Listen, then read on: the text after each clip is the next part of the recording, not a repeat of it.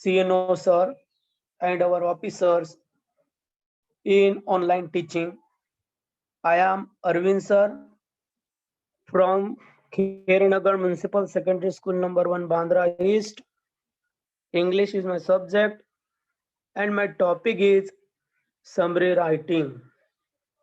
Now I am going to teach summary writing. My first question is that what is summary writing? What is summary writing means? Summary is a 1/3 of the paragraph.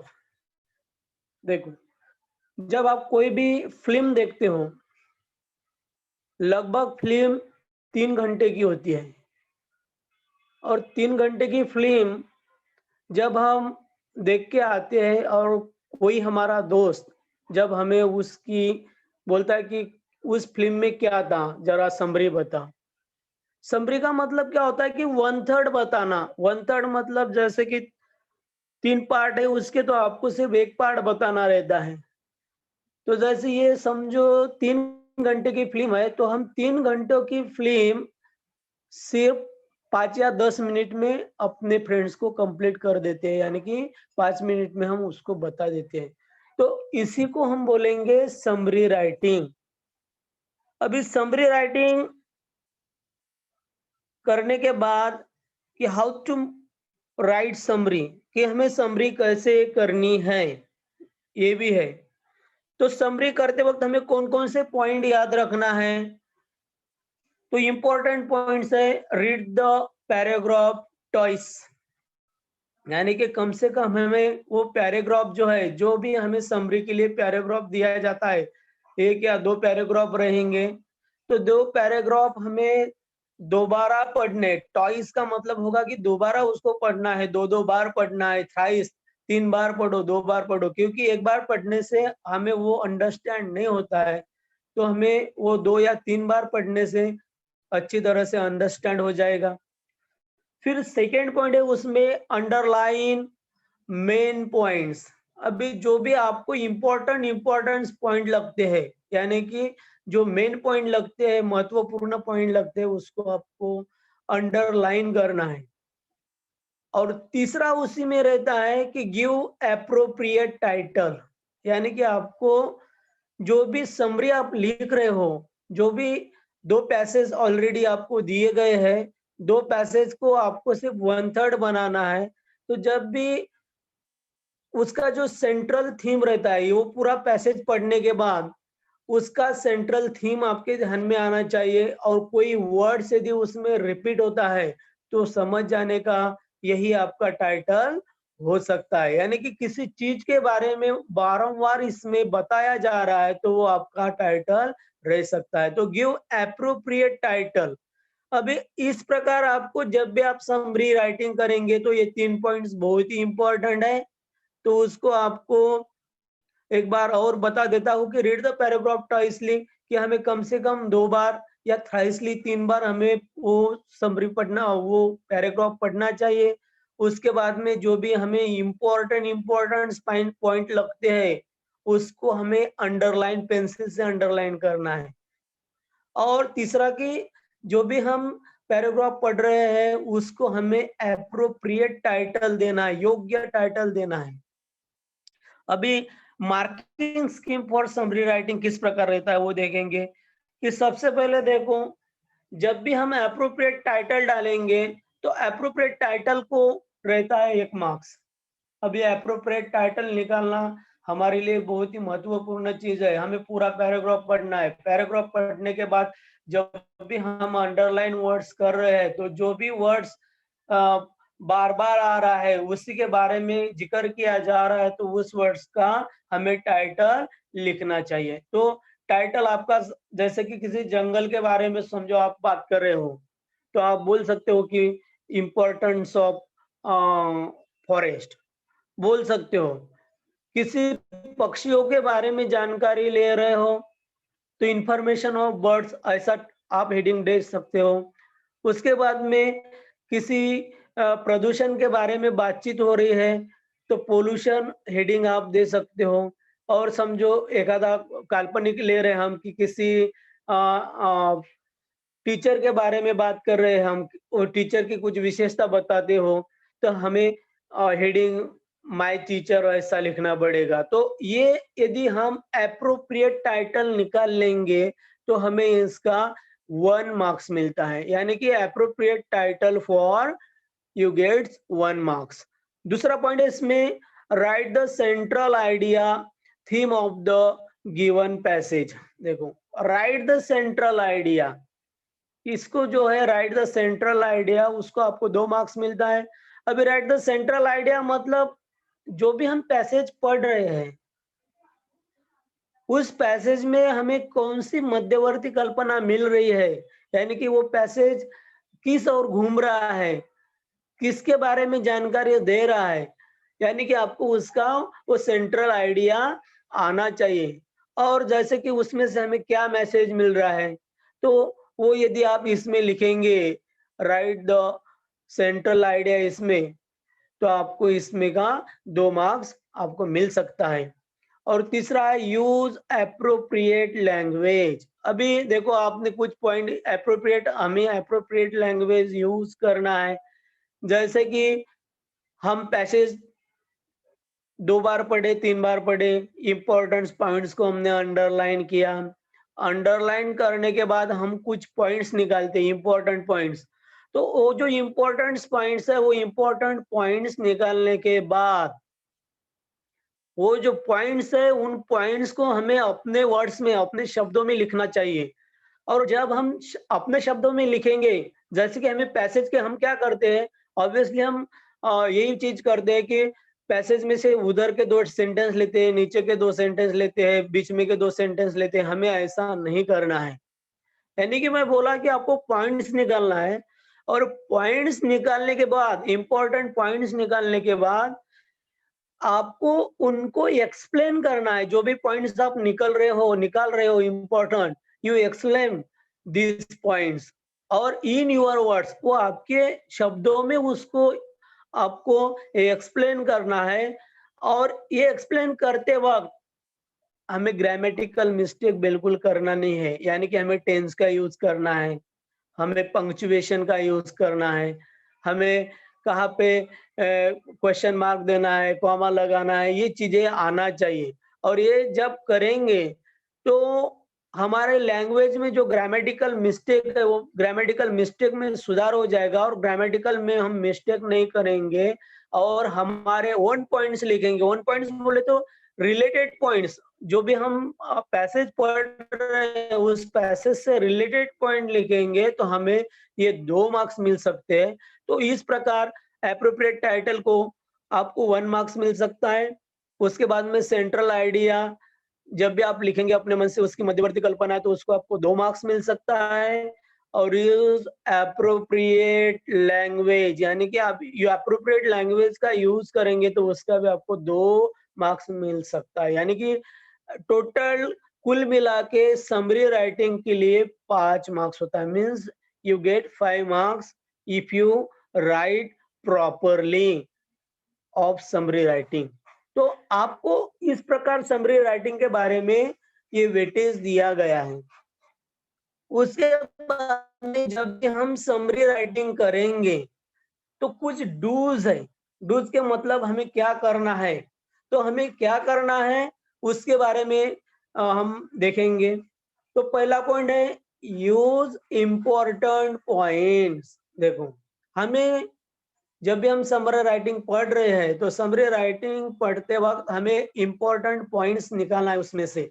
यानी कि मैं बोल चुका हूं कि आपको underline करना है, तो यूज इंपॉर्टेंट पॉइंट्स। उसके बाद में सेकेंड है रिलेवेंट पॉइंट्स। रिलेवेंट पॉइंट्स का मतलब होता है कि उससे संबंधित होना चाहिए और महत्वपूर्ण होना चाहिए।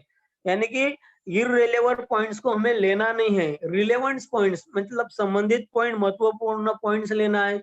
जैसे कि कोई इंसिडेंट आता है, अभी इंसिडेंट, जब भी हम कोई इंसिडेंट बताते हैं तो वो इंसिडेंट बहुत बड़ा रहता है, तो हमें वो पूरा का पूरा इंसिडेंट, जब भी हम समरी करेंगे तो पूरा का पूरा इंसिडेंट हमें नहीं बताना है।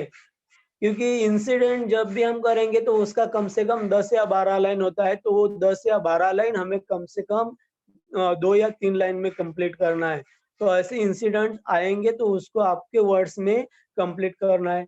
Event short forms of the next, देखो इवेंट, अभी इवेंट भी आएंगे, कुछ घटनाएं भी आएंगे तो उसको भी शॉर्ट करना है। और short form of the text, यदि कोई वर्ड्स आते हैं शॉर्ट फॉर्म के लिए, जैसे कि वेरी इंपॉर्टेंट पर्सन, ये बहुत लंबा वर्ड्स आ गया, वेरी इंपॉर्टेंट पर्सन, तो आप उसको VIP ऐसा लिख सकते हो।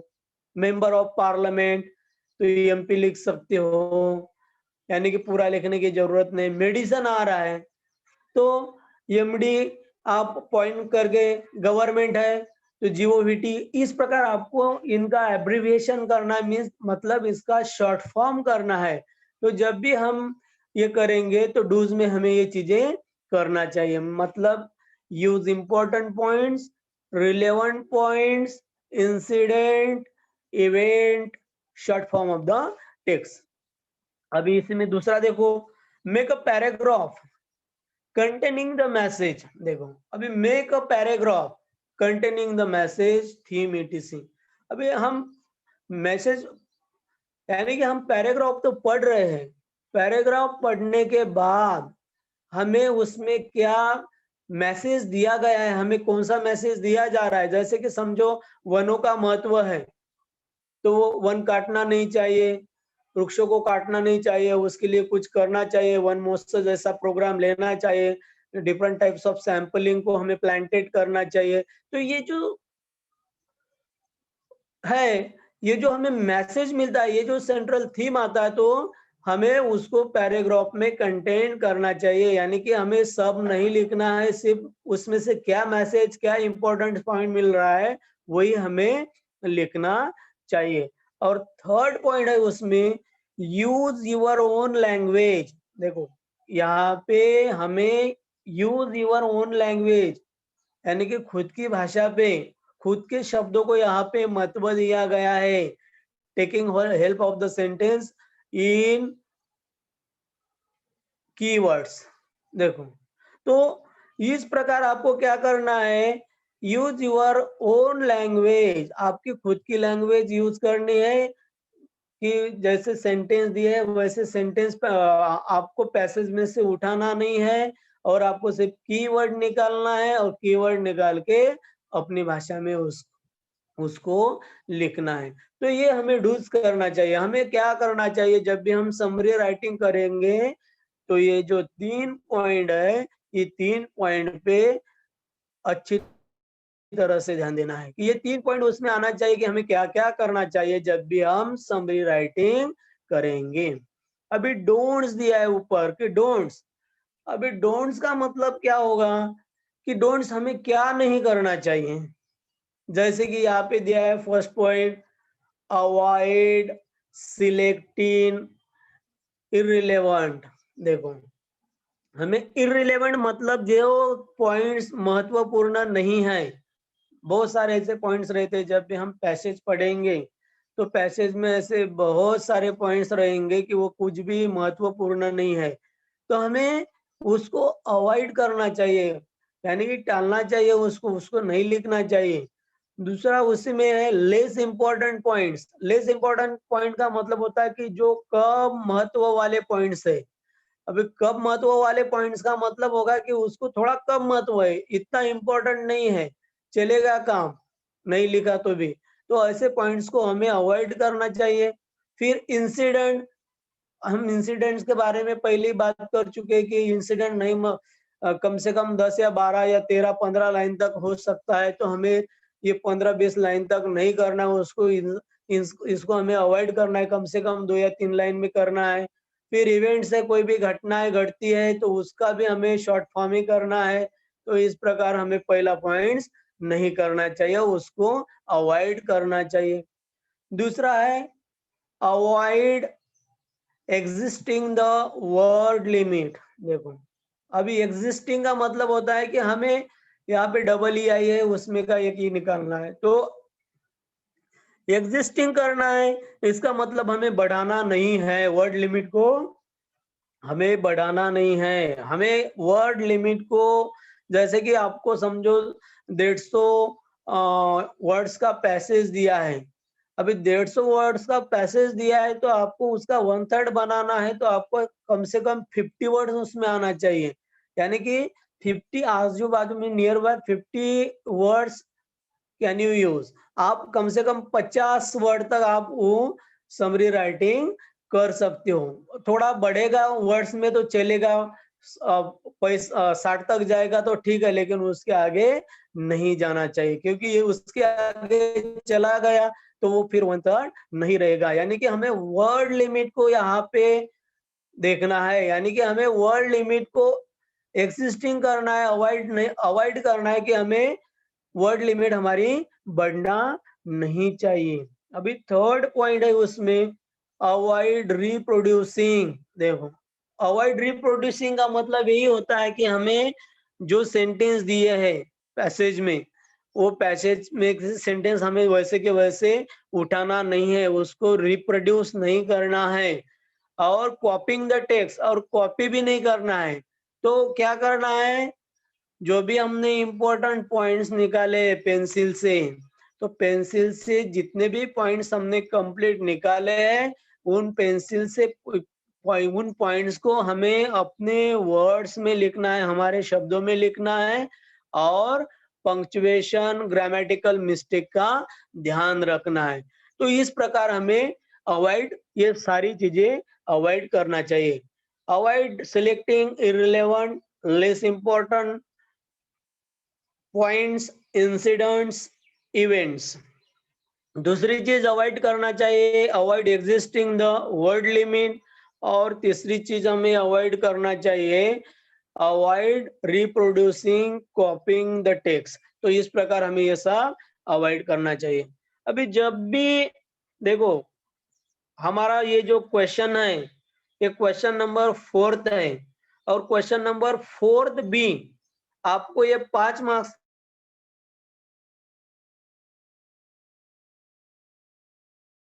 ये में जो क्वेश्चन आपको दिया गया है, 4th ए में क्वेश्चन आपको दिया जाएगा, एक पैसेज दिया जाएगा, और आपको क्वेश्चन इस प्रकार पूछा जाएगा कि read the following passage 4A। देखो question number 4A, read the following passage questions 4A।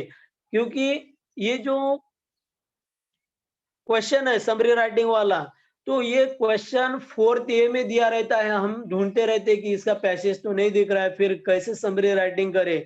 तो यहाँ पे बिल्कुल हमें ये चीज ध्यान देना है कि समरी राइटिंग के लिए जो भी क्वेश्चन आता है वो 4th ए का क्वेश्चन रहता है, और 4th ए को ही हमें देख के उसका समरी राइटिंग करना है।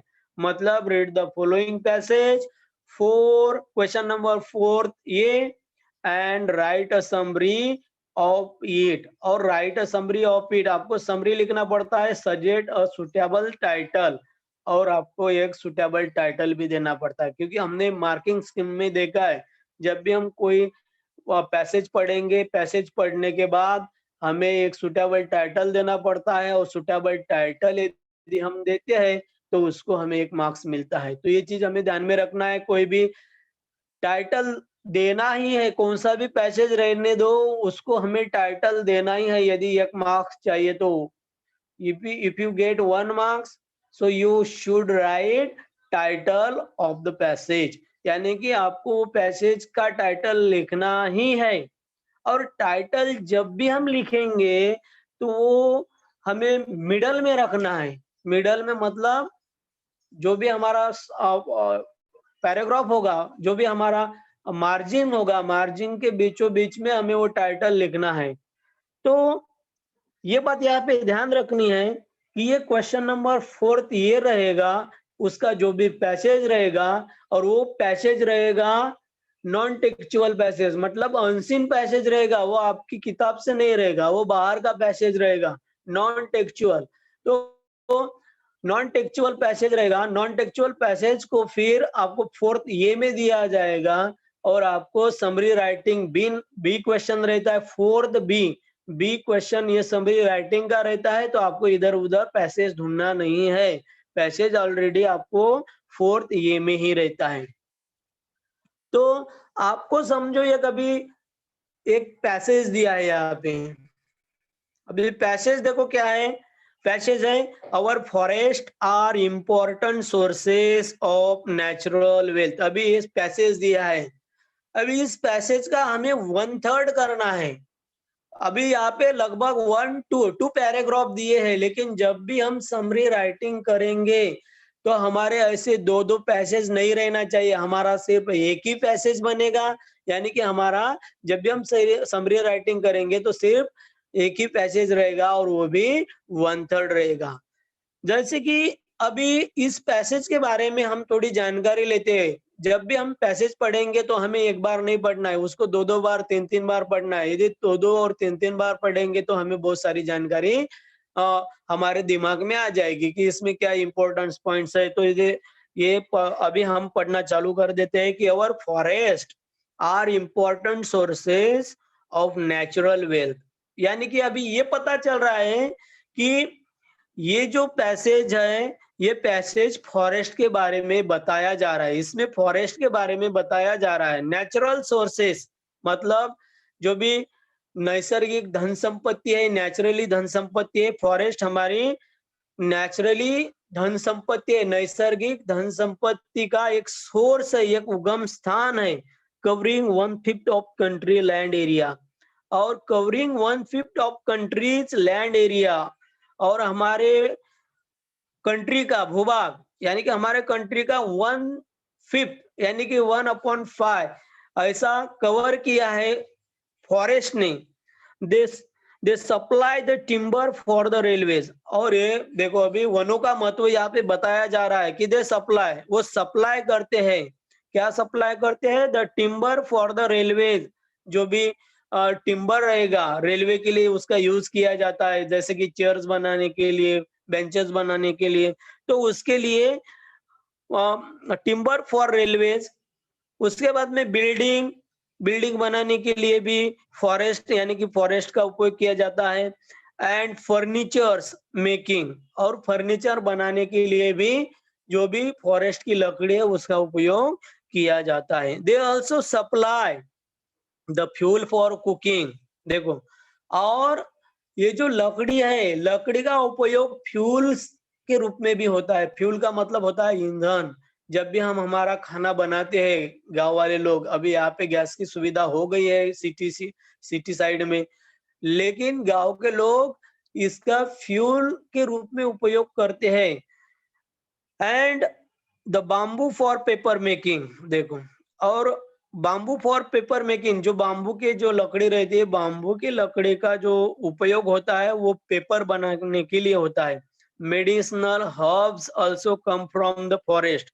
और देखो, जो भी मेडिसिनल हर्ब्स है यानी कि जो भी औषधीय वनस्पतियां है, वो भी हमें फॉरेस्ट से ही मिलता है। क्योंकि बहुत सारी वनस्पतियां हमें फॉरेस्ट से ही मिलती है। इन द ओल्ड एज, अभी सेकेंड पैराग्राफ यहां से स्टार्ट हो रहा है। इन द ओल्ड एज यानी कि हम यदि पुरातन काल में जाएंगे तो क्या दिखाई देता है? आवर वाइस मैन यानी कि आवर वाइजर मैन, अपने जो भी विद्वान लोग हैं और जो भी अपने तत्व ज्ञानी लोग हैं, फिलोसॉफर्स हैं, had there ashrams in the forest. वो लोग अपने जो आश्रम बनाते थे वो फॉरेस्ट में ही बनाते थे। These ashrams were center of the knowledge। और these ashrams were, और वो जो आश्रम थे वो केंद्र स्थान थे, केंद्र थे किसके? नॉलेज के और लर्निंग के, यानी कि पढ़ने के। Those says and done an excellent job of maintaining our forest। और ये जो साधु संत लोग हैं, ये साधु संत लोग क्या करते थे?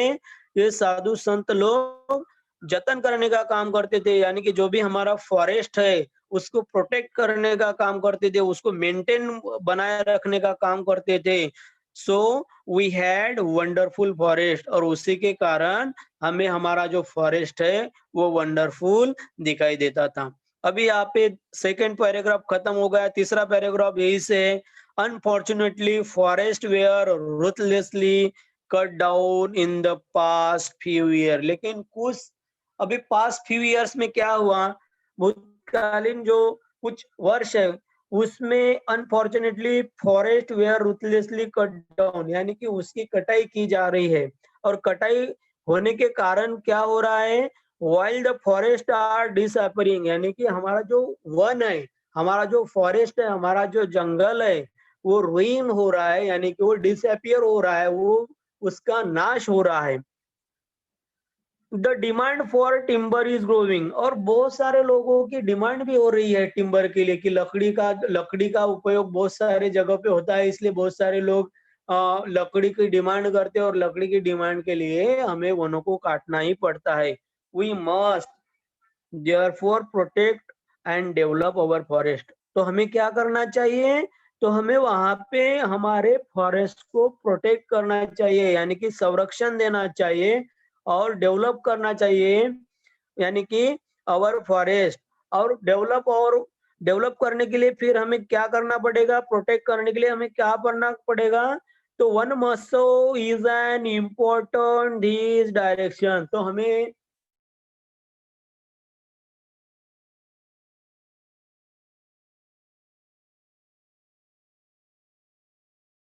प्रोग्राम लेंगे, वन महोत्सव प्रोग्राम लेंगे, बहुत सारे पेड़ों को यानी कि जंगल को बचा सकते हैं। जैसे कि हमने चिपको आंदोलन के बारे में देखा है हिस्ट्री में। चिपको आंदोलन सुंदरलाल बहुगुणा से रिलेटेड है। जब भी वहां के वृक्षों की कटाई की जा रही थी, तो कटाई रोकने के लिए वहां की जो भी महिलाएं हैं, उस महिलाओं ने क्या किया, वो उस पेड़ को जाके चिपकती थी। और चिपकने का मतलब क्या होता था, चिपकने का मतलब ये होता है कि पेड़ को काटने से पहले हमारे ऊपर हथियार चलाओ, और फिर वो हथियार मानव पे नहीं चला सकते। और फिर जो कटाई होने वाली थी वो रुक गई, और इसलिए उसको नाम दिया गया था चिपको आंदोलन। तो इस प्रकार से प्रोग्राम हमें भी लेना चाहिए। तो ये यहाँ पे दिया है कि वन महोत्सव जैसा इंपॉर्टेंट प्रोग्राम हमें यहाँ पे लेना चाहिए। It is observe for a week in July every year. और उन्होंने वो पीरियड भी दिया है कि कब लेना है, तो जुलाई का, हर साल में जुलाई के एक वीक में आपको ये लेना ही है। ड्यूरिंग दिस वीक, और इस वीक में जब भी हम वो प्रोग्राम लेंगे, कौन सा, वन महोत्सव वाला, कि किस प्रकार हमें प्रिवेंट करना है और डेवलप करना है पेड़ों को, तो उस दौरान, उस वीक में हमें क्या करना है, तो lakh of sampling are planted, lakh से ज्यादा सैंपलिंग यानी कि प्लांट्स को हमें बोना चाहिए थ्रू आउट द कंट्री, पूरे देश में बोना चाहिए। दिस इज बीइंग डन, और this is being done to restore our fast disappearing forest. तो इससे क्या होगा कि जो भी वृक्षों की कटाई हो रही है, कि जो हमें वृक्ष नहीं दिख रहे हैं, वो रुकेगा, और हमारा जो नेचर है और भी सुंदर दिखाई देने लगेगा। तो देखो, अभी ये पैराग्राफ हमने पूरा समझाया, तो आपको समझ में आया होगा कि यहाँ पे वृक्षों के बारे में बहुत सारी जानकारी दी गई है। यानी कि आपकी जो सेंट्रल थीम रहेगी, अभी टाइटल तो तुम्हें पता ही है, तो इसका टाइटल आएगा सबसे पहले प्रोटेक्ट अवर फॉरेस्ट, कि हमें क्या करना है, प्रोटेक्ट अवर फॉरेस्ट मतलब जंगलों का संरक्षण, ये तुम्हारा टाइटल आएगा। अभी टाइटल को आपको एक साल मिल जाएगा। अभी क्या है कि हमें ये पैसेज पढ़ने के बाद बहुत सारी जानकारी मिलेगी। भाई, जो फॉरेस्ट है, फॉरेस्ट का हमारे जीवन में क्या महत्व है, जैसे कि फ्यूल के लिए उपयोग किया जाता है, टिम्बर के लिए, रेलवे टिम्बर के लिए उपयोग किया जाता है, फर्नीचर के लिए उपयोग किया जाता है। तो ये बहुत सारे यूजेज भी इसमें दिया गया है, ये हमारे समझ में आया। उसके बाद में साधु लोगों के बारे में भी यहाँ बताया है कि जो भी वाइजर मैन थे, विद्वान लोग थे, फिलोसोफर्स थे, वो लोग क्या करते थे, जंगल में रहते थे और वहां पे ही बच्चों को शिक्षा देते थे। उन्होंने वहां पे केंद्र बनाया था, ये चीज हमें यहाँ पे समझ में आई। और तीसरी चीज हमें क्या समझ में आई, कि तीसरी चीज यहाँ पे हमें ये समझ में आई कि हमें वृक्षों को काटना नहीं है, उसका प्रोटेक्ट करना है। और यदि प्रोटेक्ट करेंगे तो उसके लिए हमें कोई कार्यक्रम लेना है, कोई तो प्रोग्राम हमें डिसाइड करना है, और उसके बारे में पेड़ों को किस प्रकार बचाया जा सके उसके बारे में हमें वहां पे बताना है। तो ये सभी चीजें हमें इस पैसेज से समझ में आई। तो अभी ये जो है, कि इसका हम किस प्रकार समरी राइटिंग वर्ड थर्ड बनाते हैं। तो ये देखो, तो आपका हेडिंग आएगा प्रोटेक्ट अवर फॉरेस्ट, यानी कि जंगलों का संरक्षण। The source of our natural wealth is forest which cover countries 1/5 of the land. अभी यहाँ पे ऑलरेडी दिया गया है कि तुम्हारा जो फॉरेस्ट है, ये फॉरेस्ट नेचुरल धन संपत्ति है, नैसर्गिक धन संपत्ति है, और वो हमारे देश का 1/5 भाग को कवर किया है। दे सप्लाई टिम्बर फॉर रेलवेज, और वो हमें रेलवे के लिए टिम्बर को प्रोवाइड करता है। Buildings and furniture making, building के लिए जो भी फर्नीचर लगता है वो भी हमें प्रोवाइड करता है। Also are use as fuel, और फ्यूल के रूप में यानी कि ईंधन के रूप में भी इसका उपयोग होता है। Paper making and medicine, paper बनाने के लिए भी उसका उपयोग होता है, और मेडिसिन बनाने के लिए भी उसका उपयोग होता है। The says in ancient days maintain the forest. अभी उन्होंने साधुओं के बारे में यहाँ पे बातचीत की है, जो मैंने पहले ही बोल दिया हूँ कि एंशियंट दिनों में जो फॉरेस्ट है उसको मेंटेन किया जाता था। But now people cut down the trees and various reasons. लेकिन अभी लोग बहुत सारे कारणों के बहुत सारे रीजन होने के कारण पेड़ों को काटते हैं, और पेड़ों को काटने के बाद हमें क्या करना चाहिए। So Van Mahotsav is arrange for a week in the month of July. तो हमें वन महोत्सव को क्या करना चाहिए, अरेंज करना चाहिए जुलाई के किसी भी वीक में, और साल में वो एक बार करना ही चाहिए। यदि हम ऐसा करेंगे to make aware the people the importance of forest and to protect them. तो हम जब भी ये प्रोग्राम लेंगे तो हमें लोगों को बताना है कि हमें जंगलों को किस प्रकार प्रोटेक्ट करना है, और किस प्रकार उसका कंजर्वेशन करना है। डिफॉरेस्टेशन कॉजेज सॉइल इरोजन, और यदि हम पेड़ों की कटाई करते ही है, उसको डिफॉरेस्टेशन करते हैं, तो क्या होगा, उसका यही नतीजा निकलेगा कि सॉइल इरोजन होगा। सॉइल इरोजन का मतलब मिट्टी की जो भी धूप होती है तो वो धूप होगी। सडन फ्लड्स, यानी कि अचानक एकदम महापूर आ जाएंगे। ग्लोबल वार्मिंग के लिए धोखा हो सकता है, तो ये डिफॉरेस्टेशन होने के बाद में ये हो सकता है। So we must protect our forest, इसीलिए हमें अपने फॉरेस्ट का संरक्षण करना चाहिए। तो इस प्रकार आपको ये 1/3 पैसेज बनाया गया है। तो आपको भी इसी प्रकार ये 1/3 पैसेज बनाना है। अभी इसमें कोई आपको दिक्कत लग रही है तो आप मुझे क्वेश्चन कर सकते हो। Hello hello. हाँ सर बोलिए। सर और ले लूं? ट्रेन अभी 10 ही मिनट बचा हुआ है, आपका अगर खत्म हुआ रहेगा तो हम लोग बच्चों से डाउट सेशन लेते हैं, अगर हाँ खत्म हो गया रहेगा तो। हाँ सर, खत्म तो होगा, खत्म हो गया अभी। ओके ठीक है। हम्म। तो स्टूडेंट किसी को कुछ पूछना है?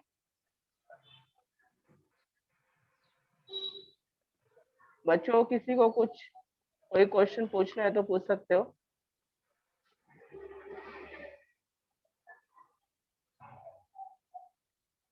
हेलो, किसी को ये पूछना है तो आप हैंड रेज कीजिए, आपका माइक ऑन कर दिया जाएगा।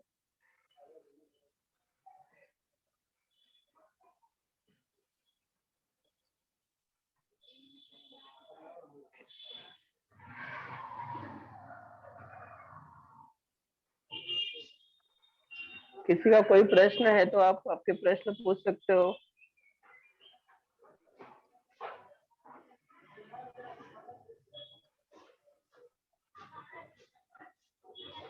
सर कोई भी स्टूडेंट क्वेश्चन नहीं पूछ रहा है। किसी को कोई दिक्कत होगी बेटा तो पूछो। If you have any doubt, please tell.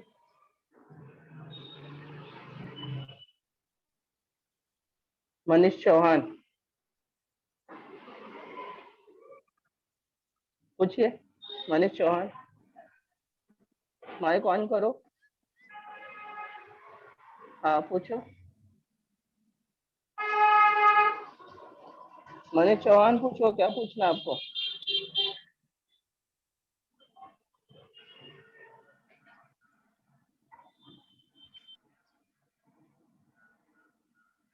Hello Manish Chauhan,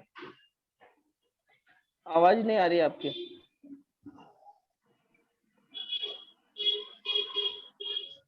hello Manish बेटा।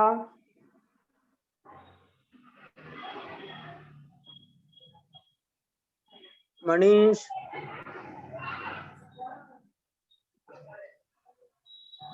मनीष चौहान की आवाज नहीं आ रही। और किसी को कुछ पूछना है बच्चों? मानसी, माइक ऑन करो, पूछो।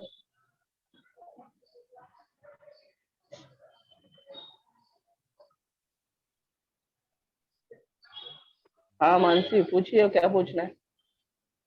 सर चौथे का बताओ ना, ये चौथे का बताओ, ये बीच में का तो है बेटा ना, ये वाला ये बताओ। वाला सर बीच में का। 1 2 3। ये ये सर, हाँ डूज ये। वाला क्या हाँ ओके बेटा। देखो डूज मतलब हमें जब भी हम समरी राइटिंग करेंगे तो हमें क्या करना चाहिए उसके बारे में है वो। तो डूज मतलब क्या करना है। तो पहला यूज इंपॉर्टेंट पॉइंट्स, यानी कि जब भी हम समरी को पढ़ेंगे, जब भी हम वो पैसेज को पढ़ेंगे तो हमें सबसे पहले क्या करना है बेटा, यूज इंपॉर्टेंट पॉइंट्स। सबसे पहले हमें उसमें के जो भी इंपॉर्टेंट पॉइंट है उसको पेंसिल से अंडरलाइन करना है और फिर उसका यूज करना है। रिलेवेंस पॉइंट्स मतलब जो भी उस पैसेज से संबंधित पॉइंट्स है। रिलेवेंस मतलब वो महत्व वाले पॉइंट्स है, जो बहुत महत्व वाले पॉइंट्स है उसको भी हम अंडरलाइन करेंगे। फिर इंसिडेंट है। इंसिडेंट का मतलब क्या होता है बेटा कि कोई भी एक घटना घटती है, बहुत बड़ी घटना घटती है, इंसिडेंट कोई होता है, तो उसका जो रहेगा वो लगभग 10-15 लाइन में रहेगा। तो हमें उसमें 10-15 लाइन नहीं करना है, कम से कम उसको 2 या 3 लाइन में ही वो इंसिडेंट बताना है जो भी हमारे साथ घटित हुआ है, यानी कि शॉर्ट बताना है, short forms of the text. और जो भी समझो पैसेज में लॉन्ग फॉर्म आते हैं, जैसे कि मैं बोला एमएलए, तो मेंबर ऑफ लेजिस्लेटिव असेंबली, इसका मतलब क्या, आप यम एल ये ऐसा ही लिख सकते हो। जैसे कि वीआईपी है, तो वीआईपी समझो वेरी इंपॉर्टेंट पर्सन आता है, तो आपको यहाँ पे वीआईपी सिर्फ शॉर्ट फॉर्म में ही लिखना है, वीआईपी। उसके बाद में गवर्नमेंट ऐसा वर्ड्स आता है तो हम उसको भी शॉर्ट फॉर्म कर सकते हैं जीओवीटी, और पॉइंट देके वो भी वही समझा जाएगा कि वो गवर्नमेंट ही वर्ड्स है। तो इस प्रकार ये पहला पॉइंट्स है। दूसरा पॉइंट है make a paragraph containing the message theme etc.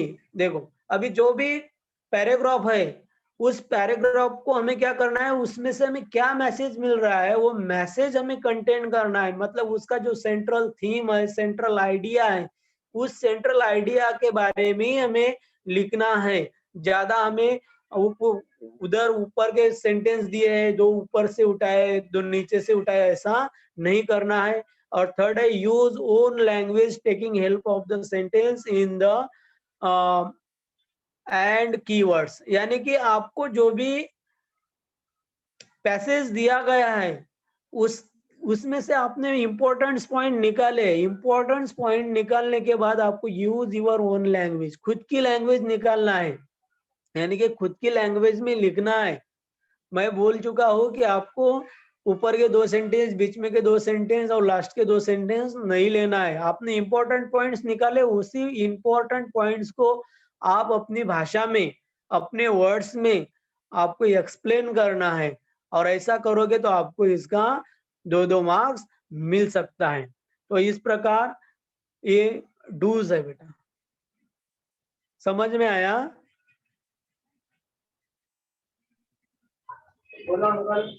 और बच्चों किसी को कुछ पूछना है?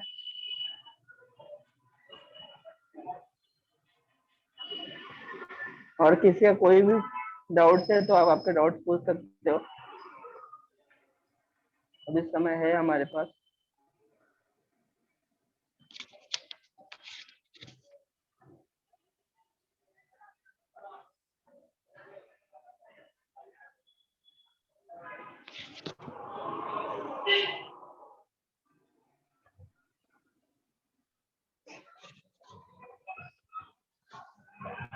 तो किसी बच्चे को कोई डाउट नहीं है, अभी हम मान के चलते हैं फिर कि आप लोग को किसी को कोई भी प्रश्न नहीं पूछना है।